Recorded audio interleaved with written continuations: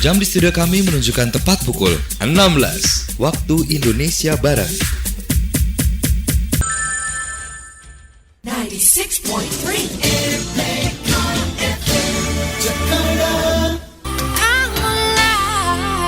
RPK FM Jakarta, sahabat RPK. Senang sekali di hari Sabtu 14 November 2015 berjumpa kembali di Weekend Spirit bersama Levi. Kali ini bukan Ricardo ya, Mbak Kristi ya.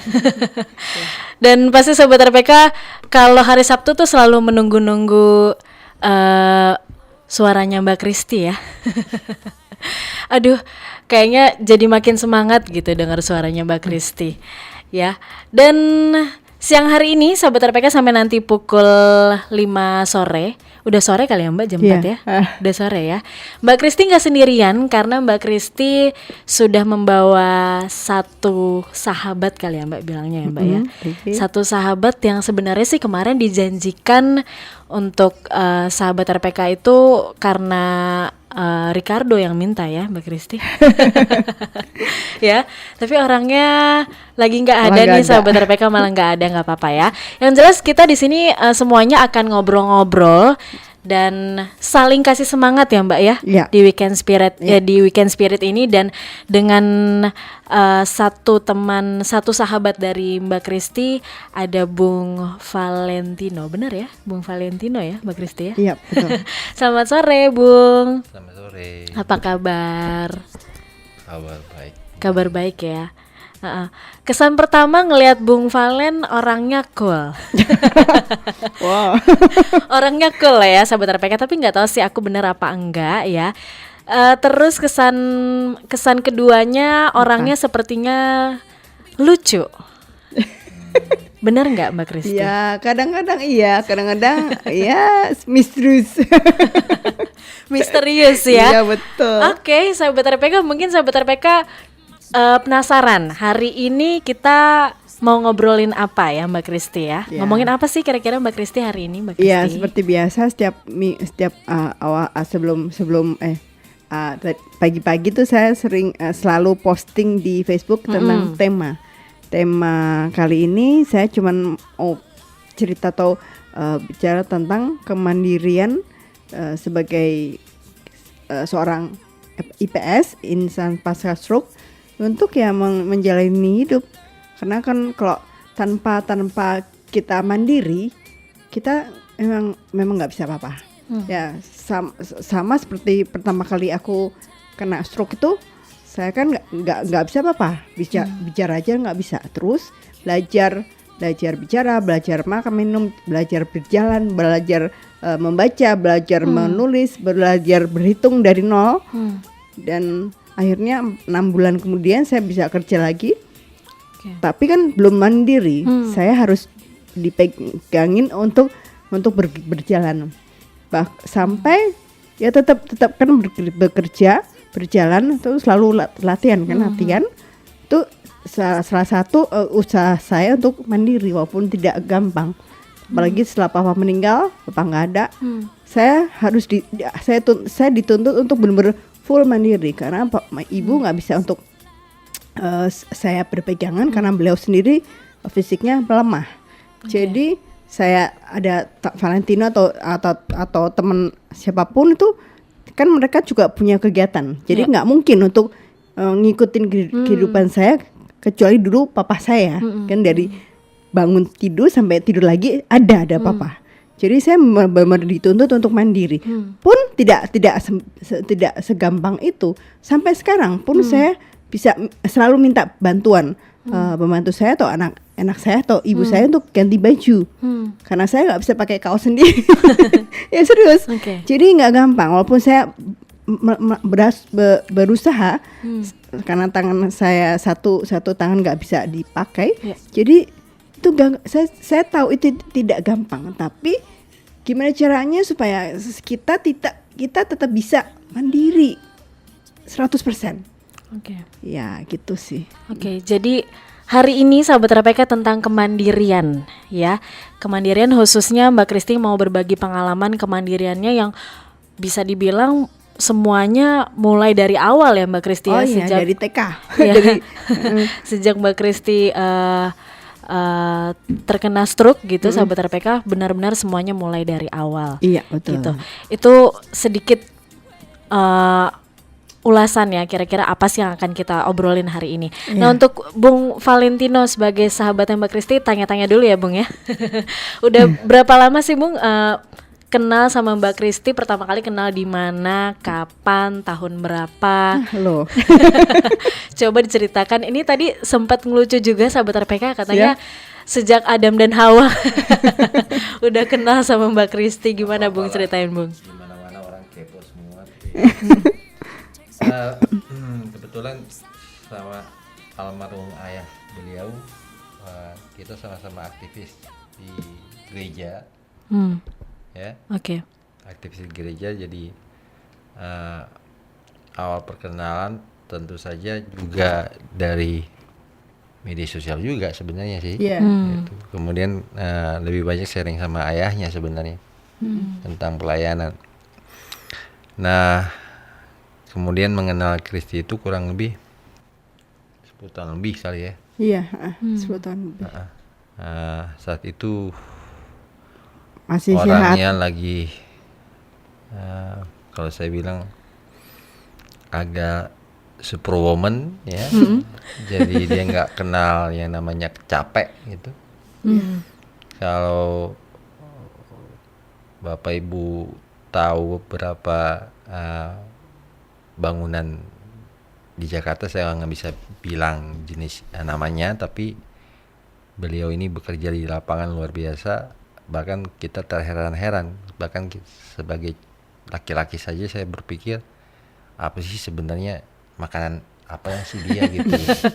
Makan apa sampai kayaknya aktif banget jadi gitu ya Bung ya. kadang-kadang kalau dia cerita atau dicerita sama almarhum bapak gitu, kadang pulang jam 3-4 pagi itu, tapi jam 6 udah bangun lagi gitu. Wow. Jam 7 kan saya kuliah dan Ya, ngajar. Jadi itu awal-awal saya melihat.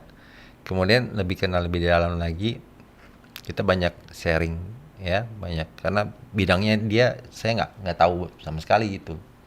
Kebetulan juga bidangnya saya dia juga nggak tahu gitu. Jadi sama-sama nggak tahu bidang masing-masing. Cuman secara global saya bisa memahami bahwa ada orang yang kebetulan saat itu jelang untuk sebagai single parent ya, gitu ya. Banyak sekali permasalahan yang dia dapat ya. Kemudian latar belakang cerita panjangnya dia dengan penyakitnya dia juga cukup banyak gitu. Tetapi semangat mandiri dia dari awal itu memang udah kelihatannya ada gitu. Bahkan jauh sebelum sakit gitu ya, sebelum cuman bagi stroke saya itu kelewatan. Ya, artinya makanya saya tadi bilang superwoman. Di mana-mana mesin mobil itu perlu turun bengkel juga gitu. Ya, kita perlu dinginkan karburatornya juga dan sebagainya. Ini enggak gitu. Jadi ya kita flashback ke belakang, memang kalau kita mau lihat dampak daripada dia stroke juga sebenarnya kita nggak bisa nutup mata. Sebenarnya adalah pola hidup dia juga gitu. Nah, Anda bisa bayangkan ketika saya mengenal dia dalam hidup dia yang sangat excited dengan pekerjaannya yang luar biasa itu, yang sangat mandiri, dia menikmatinya ya, dan jam tidurnya aja mungkin 2-3 jam sehari. Itu udah kurang banget ya. Kemudian setelah itu kita langsung bicara ketika dia stroke. Anda bisa merasakan ketika orang yang begitu aktif ya, terus tiba-tiba divonis tidak bisa apa-apa gitu. Tentu saja sebagai teman baik dan menjadi bagian dari keluarga, saya udah dianggap menjadi bagian dari keluarga mereka. Tentu saja kami merasa kehilangan Kristi yang dulu yang kita kenal, karena apalagi dengan vonis medis yang begitu rupa, harusnya dia nggak begini, dia harusnya di tempat tidur gitu. Jadi Bapak Ibu mungkin yang saat ini mendengar, mungkin lihat juga di beberapa tulisan Bu Kristi gitu, mungkin berpikir proses ini biasa saja, tapi sebenarnya vonisnya dia tidak bisa ngapa-ngapain gitu, hanya di tempat tidur. Bahkan saya ingat bahwa berbicara saja, aduh nggak bisa gitu. Dan sekarang kemudian kita berpikir tinggal tunggu mujizat kan, artinya ya apa yang Tuhan mau gitu. Tetapi di balik itu tentu saja bukan peran serta hanya pihak medis gitu, keluarga, sahabat juga harus berperan. Nah kemudian kita berembuk tanpa pengetahuan dia tentu saja gitu ya. Contoh kita udah mulai belajar yang mungkin di buku nggak ada, tapi kita coba gitu. Contoh seperti adiknya di Bali gitu, kalau bonekanya jatuh itu, kalau si Kristi belum bilang namanya, adiknya nggak mau ngambil gitu. Jadi terapinya kadang-kadang kalau Bapak Ibu melihat kayak yang kita lakukan itu seolah-olah nggak berkemanusiaan gitu. Kadang-kadang kita ngelepas dia aja jalan sendiri itu. Perkembangan udah ke sini ya, tapi pada saat itu waktu dia nggak bisa gerak tempat tidur, kita berusaha untuk dia punya spirit untuk sembuh, karena kita tahu secara medikal udah bilang begitu, harapan kita satu-satunya adalah semangat dari dalam diri dia. Baik, jadi bisa dibilang sahabat RPK, Bung Valentino ini juga jadi saksi benar-benar dari Mbak Kristi sehat sampai sakit, bahkan proses sampai sekarang ini bisa seperti ini gitu. Bahkan ya. saya motivatornya dia sebenarnya. Wow, motivator balik motivator sahabat RPK. Oke, untuk sahabat RPK yang ingin SMS ya, ingin ngobrol di sini dengan Mbak Kristi, dengan Bung Valentino, silakan 0815 1800 4-nya 3 kali. Bisa juga telepon di 021 8444. Jangan kemana-mana, tetap di Weekend Spirit. Kembali lagi di Weekend Spirit sahabat RPK, dan masih bersama Levi, juga ada Mbak Kristi dan sahabatnya Bung Valentino. Tadi di awal sudah seru sekali ngobrol-ngobrolnya ya. Dan topik kita sore hari ini adalah kemandirian. Nah, Bung Valen bisa dilanjutkan. Kemandiriannya Mbak Kristi tadi sudah sampai di ya Mbak Kristi sudah terkena stroke ya. Pada waktu itu terkena stroke, dan ada semacam terapi gitu ya dari sahabat-sahabat Mbak Kristi. Salah satunya Bung Valen. Jadi bertiga ya. Bertiga tadi ya. Mbak Kristi, Bung Valen, Diani, teman saya. Dan Mbak Diani. Ya, Jadi sebelum dia sakit kita sering jalan bareng kan, teman baik bertiga gitu. Jadi di luar sana ya kan banyak sekali opsi-opsi gitu ya. Kadang-kadang di sini kurang apa sih orang datengin tuh. Ada tuh alternatif A, alternatif B, C, D, F gitu untuk penyembuhan kali ya gitu. Tapi yang perlu diingat bahwa Kristi yang pertama kali itu Kristi yang divonis tidak bisa bergerak, hanya di tempat tidur gitu. Nah ketika Bapak Ibu melihat Kristi entah di TV, kemudian bisa berbicara, bahkan udah berbicara udah lancar loh. Dulu tuh telepon kita dari Amerika, dan pada saat stroke itu dia hanya hafal beberapa nama gitu. Dia telepon kita malam karena beda jam ya. Kita malam banget terpaksa harus begadang sama dia nih, teleponnya dia. Omongnya udah bahasa kita bilang bahasa alien lah gitu kan. Tapi kita berusaha berusaha untuk memahami ya. Yang penting kamu kuat ya, kamu berdoa dan sebagainya. Itu bagian daripada sahabat. Keluarga juga begitu.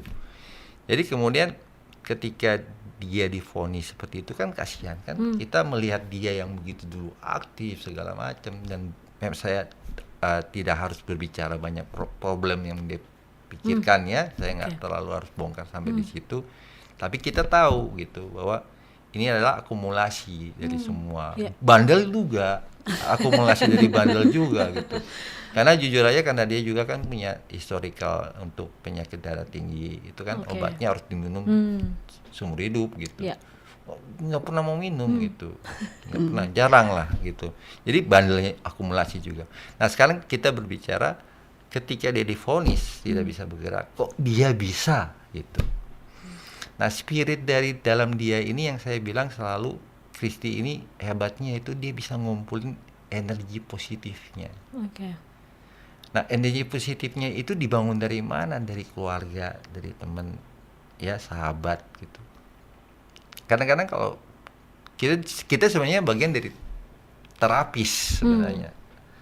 Jadi dia punya terapi fisik ada sendiri, ya, secara medikal dokter ada sendiri, tetapi keluarga dan teman dan sahabat juga merupakan terapis juga gitu. Juga motivator ya. Ya. Bung. Tentu saja. Jadi walaupun dia nggak dengar, kita pokoknya bikin dia ketawa, bikin dia apa aja gitu. Kemudian ada istilah dari kami itu adalah harus keluar dari kepompong. Jadi si Kristi ini nggak bisa kita taruh di tempat tidur begitu saja. Ya. Gitu. Kita harus bawa dia keluar untuk melihat dunia luar gitu. Dan sekali lagi dengan hal-hal yang biasa sebenarnya, yang mudah banget dijalanin. Kadang-kadang kan saya lihat kalau banyak orang yang memiliki anggota keluarga terpuruk, tantangan yang terberat adalah pertama mau nggak gitu loh. Kadang-kadang ada titik kebosanan juga kan. Nah, ini konsistensi daripada keluarga, teman, sahabat itu perlu ada. Akibatnya kita muncul istilahnya setia nggak mendampingi orang seperti begitu. Gitu. Karena bosan juga loh, bosan juga. Kadang-kadang emosinya juga nggak stabil. Banyak hal yang tidak nggak bisa dibayangkan. Nah ini menarik Bung, Mbak Kristi dulu waktu sakit gitu ya, waktu baru-baru terserang sakit, emosinya naik turun ya. Pernah nggak sih ada sangat kena kasus, bukan kasus juga sih ya. Satu Ini waktu kita bicara marah-marah fact, gitu ya. fact aja, fakta ya. Oh, kalau marah sih tiap hari. Semua kena marah. Semua kena marah. Tapi itu akhirnya kita tahu bahwa dia sebenarnya tuh nggak pengen marah gitu. Nggak bisa keluar tuh. Yang misalnya dia pengen ambil gelas tapi dia nggak bisa ngomong gelas. Itu hal kecilnya ya. Jadinya dia mau minta gelas aja pakai marah gitu. Nah, kita nggak tahu dia nggak bisa ngomong gelas kok gitu. Jadi kita ngikutin pola-pola itu. Kemudian kadang-kadang dia marah yang nggak jelas, yang kita juga pikir-pikir, loh kok kita yang kena marah sih. Nah ini sebenarnya kalau kita bercerita semua tadi, ini kan tantangan daripada orang-orang terdekat gitu loh. Kalau aku misalnya, kalau tempat orang lain, Kiki mungkin bisa nanti nilai sendiri. Kalau orang lain, gue tinggalin aja, dimarahin mulu gitu kan. Ada yang tiba-tiba dia marah yang tanpa jelas, bahkan bisa juga teriak gitu ya. Awal-awal nih saya bilang, tapi kita bisa memahami itu. Kemudian kadang-kadang dia bicara ke utara, kita ke barat gitu, ya. Tapi kita bikin dia yang penting suasana raut muka kita bisa. Kalau udah raut mukanya bisa senyum itu udah kelihatan bagus. Dan kita yang istilah tadi saya kembali ke kepompong, dia harus keluar dari kepompong itu. Kenapa? Kita memperkenalkan dia dengan dunia luar, dia yang paling kunci utama. Yang saya ingat ketika dia sudah mulai karena terapi fisik juga, dia sudah bisa tertatih-tatih gitu, udah mulai berbicara huruf spelling, dan ini udah agak sedikit bagus gitu. Itu boleh tahu nggak berapa lama itu? Lama banget tuh. Itu tapi proses kemudian menulis gitu dan sebagainya ya. Nggak gampang. Tetapi kalau mau dihitung dengan vonis dia harus di tempat tidur saja, kemudian dia 6 bulan setelah dia divonis itu dia mau kerja. Sudah kerja. Itu sudah bisa spelling yang tadi dibilang? Enggak, masih kacau. Masih kacau. Tebal balik. Ngomongnya tebal balik gitu. Nah, ini orang di kantor juga bagian daripada terapis juga sebenarnya. Jadi setelah 6 bulan itu Mbak Kristi ingin balik lagi ke kantor ya? Itu yang masuk akal sama kita gitu loh. Artinya waduh ini orang nih bener-bener.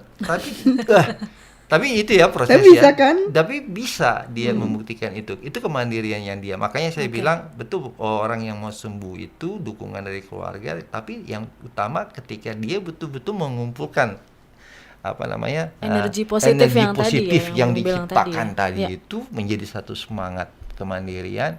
Dia bisa membuktikan itu gitu. Malah mungkin jadinya kebalik. Jadi Mbak Kristi yang ngasih semangat ke Bung Valen ya. Inspirasi. Ya, jadi inspirasi. Kalau kita sih selalu kasih dia motivasi ya secara tidak langsung. Tetapi ketika melihat dia gitu, saya kadang-kadang kalau lihat dia tampil di panggung aja tuh kadang-kadang tuh mataku berkaca-kaca gitu. Aku bilang dia ini aja sulit jalannya luar biasa. Gitu. Dulu bayangin aja, wah, gak mungkin kita mikir dia seperti begini. Tapi dia bisa begitu.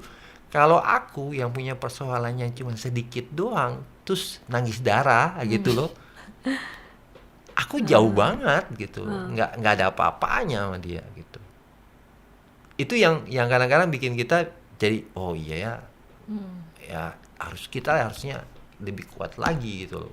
Dia ya Mbak misalnya kayak gini deh. Kalau kita gali nanti nggak cukup waktu sebenarnya. Tanya sama dia sekarang ini. Dia duduk begini tuh kepalanya tuh kayak dakocan. Ya betul, masih. Goyang dan hal itu. Dan dia menerima yang paling luar biasa. Dia menerima kondisinya. Ini kalau dia duduk begini, orang mungkin pikir, ya mantap nih kan. Tapi kepalanya goyang-goyang dia udah bisa mengendalikan itu, bisa menerima itu. Jadi semua sebenarnya energi positif yang dia kumpul ini betul-betul luar biasa. Dan itu tadi mungkin ya yang aku tangkap dari Bung Valen, Mbak Kristi menerima kondisinya dia gitu kan. Kalau dirinya sendiri tidak menerima kondisinya mungkin ya nggak ada semangat yang setinggi itu gitu ya Bung Valen ya. Oke sahabat RPK, nggak kerasa udah menit 30 aja nih Mbak Kristi. Panjang soalnya kalau mau jelasin. Nanti kita akan lanjut lagi sahabat RPK, silahkan 0815 1800 4-nya 3 kali untuk SMS dan untuk telepon di 021 8000 444. RPK masih bersama Levi juga Mbak Kristi dan Bung Valen di sini masih berbicara soal kemandirian. Dan sebelum lanjut sahabat RPK kita mau bacakan SMS yang sudah masuk dulu ya. Ada Bapak Agus ya. Ibu Kristi ini juga selalu memberikan pengetahuan seperti tulisan bagaimana menyikapi dan berteman dengan orang yang stroke gitu ya pada usia muda untuk menghadapi masa depan. Dia tuh sering selalu baca tulisan saya. Oke. Agus, makasih Pak Agus ya. Kemudian ada Pak Didin. Halo Pak, apa kabar? Shalom Bu Kristi, Mbak Levi juga Bung Valen. Boleh sharing ya, kita perlu hidup mandiri sebisanya sebagai IPS apapun keadaan kita. Pasti Tuhan tolong kalau kita berserah kepadanya. Betul. Karena Tuhanlah yang memberikan hikmat, dari mulutnya datang pengetahuan dan kepandaian. Ya, amin. Terima kasih. Iya. Nah, dari Mbak Kristinya tadi Bung Valen udah bilang ya waktu itu sering marah-marah, sering kesel gitu ya. Tapi Bung Valen nih kayaknya sabar banget dan semangatnya hampir sama sepertinya sama Mbak Kristi ya. Gitu ya untuk menemani Mbak Kristi. Nah, Mbak Kristi pernah nggak sih merasa saat marah-marah itu capek dan memikirkan gue udah nggak mau lagi ngerepotin sahabat-sahabat gue juga ayah gue, terus akhirnya pernah nggak sih jadi terpuruk banget? Gitu, saya tidak pernah terpuruk. Saya cuman selalu mikir gimana caranya untuk bisa selalu temani anak saya sampai mereka jadi orang. Itu aja. Jadi Bung Valen bilang tadi anak-anak gitu ya. Saya sekarang saya kerja adalah untuk mereka. Dulu saya kerja adalah untuk apa? Untuk tahu, untuk nama, untuk nama, untuk bisa nggak tahu lah. Ya, kita nggak tahu. Artinya saya punya kesombongan. Bahkan diri saya dulu sering protes sama dia. Kamu berapa minggu sih? Berapa jam ketemu anak-anak dalam seminggu? Iya, nggak jelas gitu. Walaupun saya untuk dia, tapi kenapa aku kerja keras mati-matian dulu ya? Tapi sekarang aku kerja adalah untuk anak-anak. Jadi dan tadi Mbak Levi tanya, saya tidak pernah tidak pernah merasa terpuruk. Saya bukan nggak peduli, tapi saya nggak. Pokoknya saya berusaha untuk semangat. Harus semangat. Kenapa? Kok duduk sini kayak gini aja, sebenarnya otak saya tuh, kepala saya tuh bergoyang. Mata saya tuh buram, double. Itu kan nggak nyaman. Iya. Kalau saya, apalagi kalau aku capek, pasti berat. Tubuh kanan saya berat. Jadi untuk dari aku sendiri pun tuh berat sekali secara fisik. Jadi saya butuh semangat. Semangat apa? Untuk bisa tegak diri bahwa aku bisa. Untuk semangat itu nggak gampang. Saya harus berusaha untuk happy, melakukan apa yang saya suka. Karena kalau saya nggak suka melakukan itu kan pasti kan nggak semangat kan. Aduh malas deh gitu misalnya. Kepanasan tuh nggak semangat. Tapi dengan hobi atau nulis atau tentang perangko itu membuat saya benar-benar semangat. Kadang-kadang saya nggak peduli apa yang ada di depan saya untuk melakukan apa yang saya inginkan. Misalnya pameran, saya nggak tahu masalahnya tuh besar sekali, saya tahu. Tapi saya nggak terlalu peduli. Jalan aja dengan doa, dengan minta tolong teman-teman. Ya, jadi saya bisa. Gitu. Jadi ya itu aja. Nggak pernah. Jadi sahabat RPK Mbak Kris ini tidak pernah merasa gue nggak berguna nih atau jadi terpuruk gitu ya sahabat RPK ya. Karena saya percaya kalau saya masih hidup, walaupun saya nggak bisa apa-apa, walaupun saya divonis dokter kayak gitu, Tuhan punya rencana. Kalau saya masih hidup berarti Tuhan masih punya rencana untuk saya. Untuk apa? Ya pastinya untuk menemani anak-anak saya. Apalagi saya nggak tahu apa yang Tuhan mau saya lakukan. Saya nggak tahu, tapi lakukan saja. Gitu. Oke. Ya, balik lagi ke Bung Valen ya. Bung Valen masih seger kan ya, nggak ngantuk Bung Valen? Enggak. Nggak begadang ya semalam ya Bung Valen ya. Oke, Saya Bung kalau Valen. dia lama-lama saya kayak ngantuk. Iya, terapinya Bung Valen tadi kan Bung Valen bilang dengan sampai bisa kong kali kong sama papahnya tuh tadi sahabat RPK Bung Valen sempat bilang ya. Saya sering ya. Jadi ketika misalnya dia terlambat aja datang, marahnya bisa buah. Terlambat datang Bung Valen terlambat datang ke Menit aja, Oke. marahnya udah wah kayak apa. Bapaknya datang membela dia gitu. Artinya ya saya dimarahin juga marahin gitu juga ya. gitu. Tapi dalam tanda kutip bapak nggak marahin dalam seperti cara dia, tapi gue besok lagi nggak boleh begini gitu, bla bla gitu. Tapi di balik itu di belakang dia bapak datang ngomong sama saya, maaf ya tadi tuh saya harus begitu gitu. Karena memang hubungan Kristi sama bapaknya dari kecil itu memang deket gitu. Jadi ya dia perlu seorang pelindung gitu. Ya. Apalagi dia single parent ya.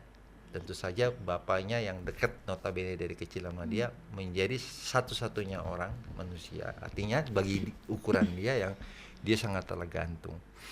Dan yang luar biasa yang perlu Bapak Ibu mendengarkan ini, dalam proses penyembuhan seorang Kristi Damayandi itu bapaknya dipanggil sama Tuhan. Kalau saya jadi orang biasa atau seperti Kristi, mungkin saya udah stroke kedua, ketiga, keempat, atau udah putus asanya habis-habisan gitu. Karena pegangan saya yang seorang bapak ini yang selalu gandeng bapaknya dia itu ya, saya cerita nih sebab semua orang terinspirasi, entah itu seorang bapak tentu saja terhadap anaknya. Pagi hari udah datengin, ngajak berdoa, nengok nih. Ini dari pagi nih. Di kamar Ke saya. kamar Mbak Kristi ya. Ngajak nyamperin ngomong ya. gitu, kemudian ngajak makan, terus temenin, bahkan ngantar ke kantornya dia, bawa ke lantai atas, turun jemput juga begitu, rela tenteng tasnya anaknya, gandeng anaknya jalan. Waduh, bapak yang luar biasa. Nah, ketika papanya dipanggil Tuhan pulang ke rumah bapak di surga, coba bisa dibayangin nggak? Kalau dia nggak punya semangat yang luar biasa, kemandirian yang dalam hal ini, dia nggak mungkin akan bertahan. Kita udah kekhawatiran kita tinggi banget tuh waktu dengar bapak meninggal itu. Aduh, saya udah nggak punya sparring partner lagi gitu, bisa sharing lagi. Itu di tahun 2013 ya Mbak Kristi ya? Maret. Iya. Ya, disitulah perkembangan yang lebih jauh yang saya lihat. Loncatannya jauh banget. Dia bisa melalui masa sulitnya itu gak lama. 3 minggu. 3 minggu doang. Nangis terus sih. Ya nangis terus. Tapi nangis. dia bisa melewati masa yang paling sulit. Bagi saya itu masa paling sulit itu karena seorang pelindung dia itu udah nggak ada di samping dia. Nah kemudian kesininya ya itu tadi saya bilang semangat dia itu luar biasa, di samping melayani dan sebagainya. Anak-anak dua anaknya ini menjadi kekuatan dan dorongan dia untuk tetap aja. Itu yang saya tahu. Oke. Di luar itu saya nggak tahu. Baik sahabat RPK, nanti di segmen terakhir kita mau ngobrol lagi ya tentang Mbak Kristi Damayanti yang sekarang. Kira-kira seperti apa? Dari orang lain ya. ya. Kita mau tanya lagi sama Bung Valen ya sahabat RPK ya. Jangan kemana-mana, tetap di Weekend Spirit. RPK, kita sudah berada di segmen terakhir Weekend Spirit bersama Mbak Kristi Damayanti, juga ada sahabatnya Bung Valentino yang mungkin sahabat RPK sekarang ini baru dengerin gitu ya, baru ikutan gabung. Bung Valentino ini sahabatnya Mbak Kristi sudah sejak 10 tahun lebih sahabat RPK. Dan menjadi saksi juga dari Mbak Kristi masih aktif-aktifnya ya. Sebelum stroke bandel-bandelnya malah kata Bung Valen ya. Nakal gitu, suka begadang, pulang pagi. Nggak pernah minum obat, macam-macam, nggak mau dengerin nasihat siapapun, nggak mau dia. Kalau anak-anak zaman sekarang nakalnya pergi ke tempat dugem gitu ya, atau nongkrong sampai malam. Tapi kalau Mbak Kristi enggak ya, Bung Valen, dia kerja. Beda Dan saya nakalnya juga ya. nggak tahu dia kerja itu buat siapa gitu. Iya, saya juga bingung. Kamu ketemu sama anakmu berapa jam sih seminggu? Bukan sehari. Kalau sehari, coba lihat aja pulang jam 3, ya jam 4. Bangun kan jam 6. Paling ketemu anak-anak di meja makan juga. Nggak sempat ngomong banyak. Anak-anak udah pergi ke sekolah. Benar. Lebih celaka lagi, dia ambil shift waktu untuk weekend jam Sabtu masih di proyek lagi. Wah, ini udah nggak beres nih orang nih kan. Dulunya itu yang saya bilang Bandung ya, gitu. RPK ya. Jadi tadi Bung Valen tadi sudah cerita dari dulu, kemudian prosesnya Mbak Kristi terkena stroke, prosesnya bagaimana sampai sekarang ini, dan sekarang ini di segmen terakhir sudah sampai di mana Bung Valen akan bercerita juga ke sahabat RPK seperti apa sih Mbak Kristi sekarang ini kok bisa dibilang sebagai Kristi Damayanti yang super duper woman gitu kali ya, mandiri banget gitu ya, over mandiri gitu kali ya Bung Valen ya. Nah itu gimana tuh Bung Valen, Mbak Kristi yang sekarang ini? Ya, yang saya tadi bilang tuh loncatan yang paling tinggi itu setelah papanya dipanggil Tuhan. Saya di situ kekhawatiran kami, bukan saya aja, semua orang jamin bahwa ini dia akan kehilangan pegangan karena tinggal serumah kan, papanya yang selalu. Ternyata 3 minggu dia bisa laluin itu, luar biasa. Kaget semua, luar biasa. Berarti itu bukan dari kami nggak ada di situ. Tiap hari kami nggak bilang kamu jangan, 3 minggu nangis mulu. Nggak ada yang nenangin dia. Berarti kan dari dalam diri dia sendiri gitu, semangat hidup dan semangat berdirinya dia. Nah kemudian kemarin kan tadi cerita kan ada pembelanya kan, sekarang nggak ada pembelanya nih. Kalau dia marah saya nggak ada pembelanya lo sekarang kan. Nah tipe yang baru adalah bagaimana dia beraktivitas, di mana ada yang dia bisa lakukan, kita biarin dia lakukan. Ada yang memang dia sampai dia minta tolong baru kita tolong. Dan dia orangnya jujur, bukan saya kita. Kalau jalan di mall gitu ada lihat orang aja dia bisa minta tolong orang sembarang aja dia bisa. Iya, benar serius. Iya. gak ada yang bantu kan. Minta tolong orang siapapun, cowok, cewek, tua tuh muda. Kalau saya bisa Contohnya apa tuh, misalnya Mbak? waktu itu saya di mall, saya pengen pipis waktu itu, anak-anak lagi mana ya, saya pengen pipis banget. Aduh, siapa yang bisa bantu aku jalan? Ada orang muda nggak salah lagi main handphone. Aku bilang, mas tolong dong antar saya ke ke toilet. Jadi ya Masih mau ya? Dia kaget dulu. Dia kaget dulu Mulainya pasti ya? Kelihatan saya kan baik-baik saja. Saya cacat, saya pegang tangan bapak boleh? Oh boleh gitu baru. Gitu. Jadi aku happy aja. Jadi ini cerita juga membuka ya pada segmen terakhir bahwa karena kehidupan inklusi ini tuh kita perlu dibentuk juga gitu loh. Tadinya orang yang dalam keadaan terpuruk atau quote and quote cacat gitu ya. Orang nggak suka juga kata cacat, disable itu ya. Mereka merasa orang lain tidak bisa menerima mereka. Padahal coba lihat interaksi yang terbuka nanti terjadi bahwa orang yang tadinya kita curigain ngeledekin kita ternyata nggak juga mau nolong banyak gitu. Banyak sekali Jadi orang-orang baik. kita ciptakan aja itu dalam kehidupan kita. Lalu kalau kita bertanya ke yang sekarang cukup aktif ya, saya sering bilang sama dia, sekarang saya nggak seperti dulu frekuensinya tinggi, sering sama dia, sekarang jarang gitu loh. Tapi mantau dari jauh, lihat dia lagi ngapain gitu ya. Tapi nggak dulu frekuensinya tinggi kan, sering lihat gitu kan, sering datang ketemu gitu, kemana aktivitas bareng-bareng karena kita punya komunitas juga dengan teman-teman disable yang lain, disabilitas dan orang-orang hebat-hebat semua itu menjadi inspirasi kami juga. Dia sekarang mulai bisa melakukan itu semua sendiri dan semua prestasi menurut saya ya, saya yang menilai. Kalau saya seperti gurunya dia, saya punya raport buat dia sekarang angkanya 9. Kasih. Kenapa saya bilang sama dia? Kemarin ini kan dia berpameran. Saya tanya sama dia, taunya kalau pameran yang dulu-dulu tuh kita pembukaan udah biarin aja satu minggu, nanti kita tinggal ambil barang penutupan gitu loh. Enggak, ini tiap hari 1 minggu. Saya bilang, kamu gila? Tiap hari mesti duduk dari jam 10 pagi. Tapi seru. Ya bagi dia, tapi bagi kami kan menyiksa diri dia sendiri gitu loh. Dan bayangin itu jumlah frame dengan namanya filateri kreatif ya. Filateri kreatif ada perangko dengan gambar-gambar dan sebagainya. Dia siapin itu 1 tahun sendiri, tempelin. Dulu dia masih minta kita tolong dong bantuin. Kita sekarang nggak mau, bikin sendiri. Artinya bukan apa-apa, bukan nggak mau, bukan ngelecehin dia, bukan. Tapi semangatnya itu kemandirian. Jadi tanpa saya ada, tanpa maaf Bapak udah di surga itu, tetap semangatnya nggak luntur tuh. Jadi Kristi Damayanti yang dulu dan sekarang semangatnya tetap sama ya? Kalau saya kasih guru buat dia, yang sekarang tuh nilainya udah 9. Karena hal-hal yang nggak mungkin yang kita pikir itu semua dia bisa capai. Amin. Kalau saya Itu dari bilang.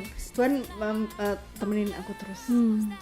Saya nggak Dulu mungkin. juga memang nilainya 9 gitu loh. Tapi 9 warnanya bukan hitam, warnanya merah mungkin yang kerja keras dan bandel itu. Tapi ya itulah kenyataan bahwa dari tentu peran Tuhan ada, peran keluarga, teman semua ada, tetapi kembali lagi pada pribadi tersebut. Oke, baik.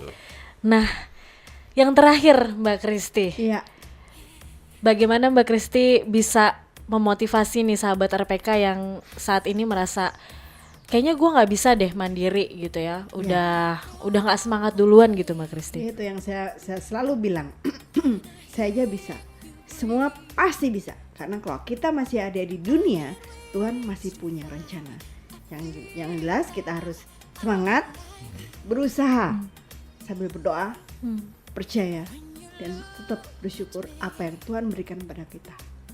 Itu yang saya lakukan. Ya, sampai dia pun narsis pun saya biarin aja. Ya, saya bilang emang udah tipenya dia begitu. Kalau memang itu yang jadi semangatnya Mbak Kristi gitu karena ya. dia kan harus ngumpul energi positif dia kan. Kalau bagi orang lain kan kadang-kadang nyebelin juga ya, muncul tampilin narsis mulu gitu. Tapi kalau bagi kami ya ini cara dia Iya, bagaimana betul. mengumpulkan energi dia bagi orang yang kenal dia sebenarnya. Tapi justru aku seneng loh ya, Mbak Kristi kan juga suka posting foto-foto nih ya sahabat RPK kalau di Facebook gitu ya. Ada di tempat-tempat yang lucu, unik, cantik gitu. Kayaknya ya mungkin bukan narsis juga ya, pengen berbagi sukacita juga Jangan salah, untuk saya juga semuanya. kan juga peneliti di bidang itu kan ada orang yang disebut annoying juga, yang seperti begitu gitu loh. Nah kalau orang salah nilai, kalau orang nggak kenal, dia mungkin bisa salah menganggap nilai gitu. ya. Yes. Tapi kalau buat kami, itu cara dia mengumpulkan energi positifnya dia itu. Salah satunya, salah satunya. Gitu. Itu dia kira-kira. sahabat RPK. Oke, nggak berasa udah pukul 17 ya. Sebentar lagi nih, beberapa detik lagi. Terima kasih untuk Bung Valentino Ya, sudah sama-sama. bersedia kemari. Kayaknya kapan-kapan boleh kesini lagi ya, Boleh, ngobrol karena- sama Ricardo ya, boleh ya. Boleh, karena cerita ini sebenarnya tuh saya penggal cepet-cepet aja gitu. Belum lengkap ini ya, bisa dibilang. Ya kalau sahabat kita RPK. bikin 4 itu bisa sampai ya 12 lah misalnya kayak gitu. Karena ada cerita yang inspirasi banget dari seorang Chris itu Ini banyak. masih secara umum. Ini gambaran umum Iya, aja. betul.